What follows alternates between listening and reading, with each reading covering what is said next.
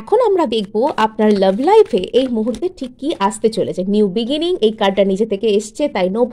কোনো একটা কেউ আপনার প্রতি অবসেসড হতে চলেছে, অথবা একজন আপনার প্রতি ইমোশনালি অত্যন্ত পরিমাণে ডিপেন্ডেন্ট, আপনাকে ছাড়া তিনি কোনো কিছু চিন্তা করতে পারছেন না। আর এখানে কিন্তু কোনো রকম কোনো ফিজিক্যাল অ্যাডিকশন বা মেন্টাল অ্যাডিকশন মানে অ্যাডিকটিভ, এখানে সেই মানুষটা জাস্ট ক্লিঙ্গি, মানে একদম আঁকড়ে ধরবো, হাত থেকে যেতে দেবো না, এরম টাইপের একটা কোনো কিন্তু আচরণ সামনের জনের দিক থেকে দেখা যাচ্ছে।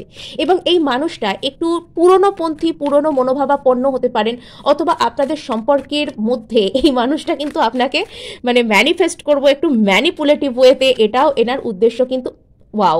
সো এখানে কিন্তু কোনো রকমভাবে এই ব্যক্তিটা আপনার জন্য পূজা পাঠ করা, রিচুয়াল করা, মানে কখনো কখনো একটু অন্যরকম এনার্জিরও আশ্রয় নিয়ে আপনাকে ম্যানিফেস্ট করা, এটাও কিন্তু ইনি করতে পারেন। হ্যাঁ, আর অনেকের ক্ষেত্রে বাচ্চা, ইনি কিন্তু আপনাকে বিবাহ করতে চান, ইনি আপনার সাথে একটা মানে উইন উইন সিচুয়েশন সেটা কিন্তু আপনার সাথে দেখতে চান, উনি কাইন্ড অফ আপনাকে পেয়ে জিতে যেতে চান, ইনি আপনার কোনো একজন সোলমেট হতে পারেন।